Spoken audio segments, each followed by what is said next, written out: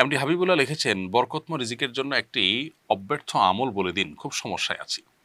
ভাই হাবিবুল্লাহ, আল্লাহ তালা আপনাকে বরকতময় রিজিক দান করুন, আমরা মনে প্রাণে আল্লাহ তালার কাছে দোয়া করি এবং সেই সাথে আপনাকে আমরা পরামর্শ দিব রিজিকের আল্লাহ তালার পক্ষ থেকে রিজিক এবং রিজিকে বরকত লাভের 10টি চাবি, এই মর্মে একটা ভিডিও আমাদের আছে, বেশ অনেক বছরের পুরনো। এই বরকত লাভের 10টি চাবি নামক ভিডিওটি আপনি যদি দেখেন, আশা করা যায় সেখানে আপনি রিজিকের মধ্যে যেন বরকত লাভ হয়, কল্যাণ যেন হয়, আল্লাহ যেন রিজিক বাড়িয়ে দেন, তার জন্য অনেকগুলো উপায় উপকরণ বলা আছে। এর মধ্যে থেকে একটা হলো তাকওয়া অর্জন করা।